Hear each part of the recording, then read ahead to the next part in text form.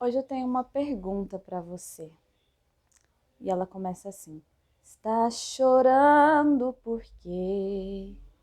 Se você tem um Deus que cuida de você e jamais te esqueceu. Ele sabe de tudo que você está passando e mandou te dizer que Ele está cuidando. Lembrar de onde você veio e aonde que Ele te colocou. Lembrar de todos os livramentos que você já passou. Nem era para você estar aqui, mas Deus falou assim: esse aí vou levantar. E onde colocar as mãos eu vou abençoar. Não chores, quem cuida de você não dorme.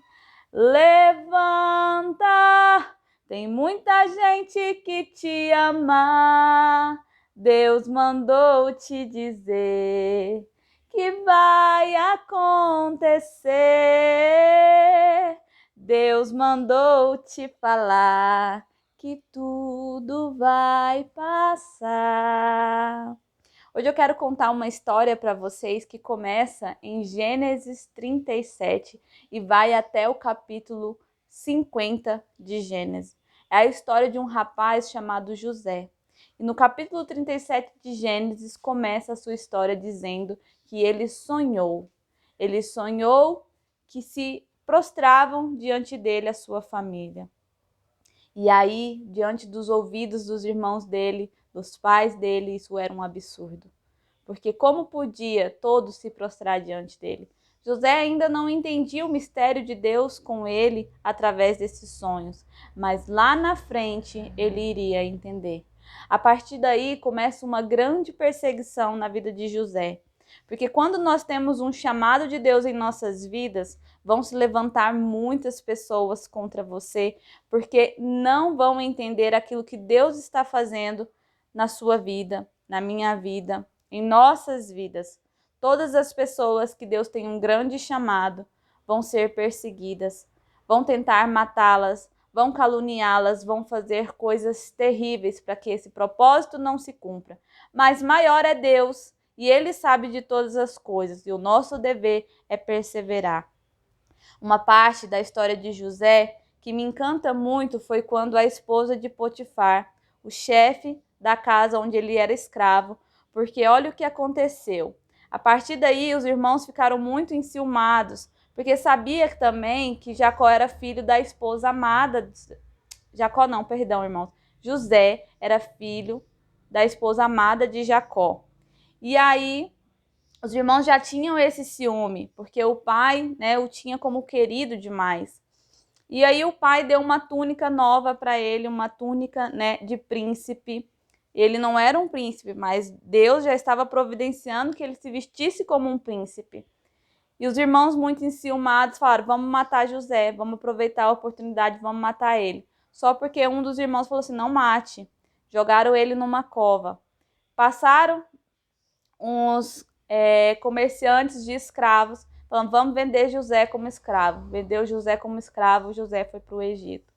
Só que José não se comportou como um escravo, porque ele sabia quem ele era. Quando nós sabemos quem nós somos, nós não nos comportamos como as pessoas pensam que nós somos. E então ali ele foi colocado como senhor na casa do seu patrão. Tudo era confiado a José. O seu patrão não precisava se preocupar com nada. E olha o detalhe, tudo que José colocava as mãos prosperava, porque Deus era com ele. Nisso, José era lindo de aparência, a esposa do seu patrão o desejou e queria se deitar com ele. E José, muito temente ao Senhor, sabia que não poderia cometer tamanho pecado contra Deus, em primeiro lugar, e contra o seu patrão. Nisso, ele fugiu das mãos dela e ela ainda o acusou de que ele o abusou dela, tentou uma tentativa de estupro que não foi sucedida. José foi para a cadeia injustamente. E você acha que ele abriu a boca para se justificar?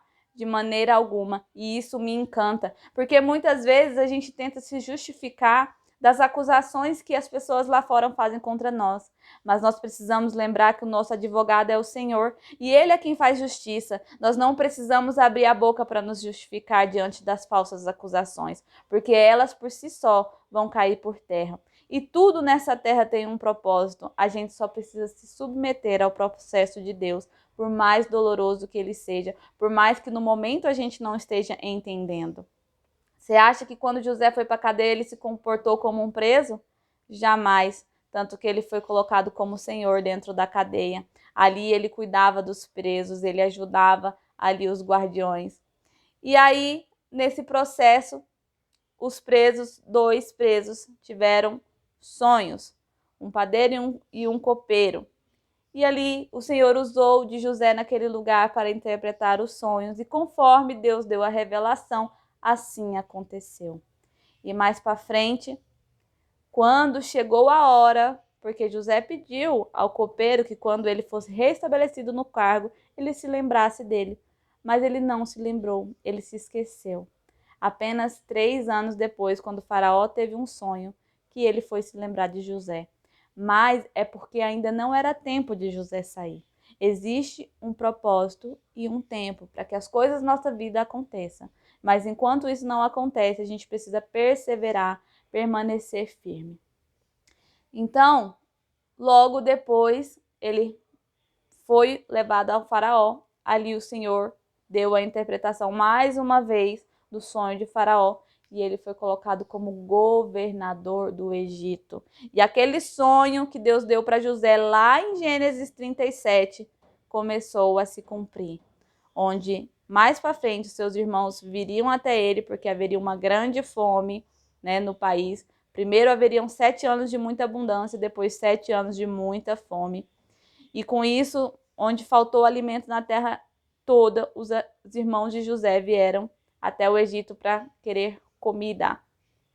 E ali José não negou, muito pelo contrário, usou de situações para que os irmãos dele, pudessem chegar até o Egito para morar com ele.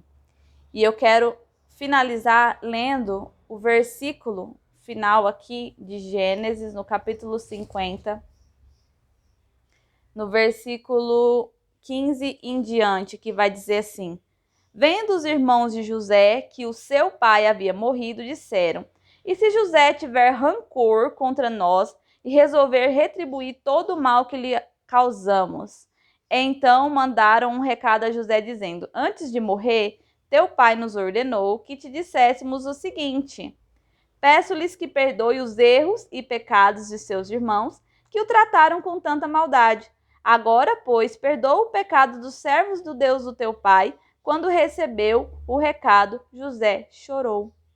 Depois vieram seus irmãos, prostraram-se diante dele, olha o sonho se cumprindo aí, e disseram: Aqui estamos, somos teus escravos.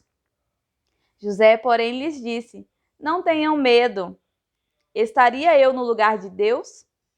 Vocês planejaram o mal contra mim, mas Deus o tornou em bem, para que hoje fosse preservada a vida de muitos. Por isso, não tenham medo, eu sustentarei vocês e seus filhos. E assim os tranquilizou e lhes falou amavelmente. Olha o poder do perdão, gente! Isso é muito incrível. Então, não importa se tentarem fazer mal contra vocês, permaneçam firmes na promessa do Senhor, permaneçam sendo quem vocês e libera perdão, ama, pois tudo coopera para o teu bem. Todas as coisas cooperam para o bem daqueles que amam a Deus, daqueles que são chamados segundo o seu propósito. Pode estar doendo, pode estar sofrendo, mas Deus tem um propósito. Persevera, Deus é contigo. Que a paz do Senhor seja com você, com toda a sua família, em nome de Jesus. Que o Senhor te abençoe e te guarde. Que o Senhor faça resplandecer o rosto dele sobre ti. Que o Senhor tenha misericórdia de ti. Levante o seu rosto e te dê a paz. Amém? Um beijo, fica com Deus E lembra, o Senhor está vendo tudo. Você não precisa chorar e Ele fará justiça no tempo certo. Ele vai te honrar em nome de Jesus. Amém? Beijo!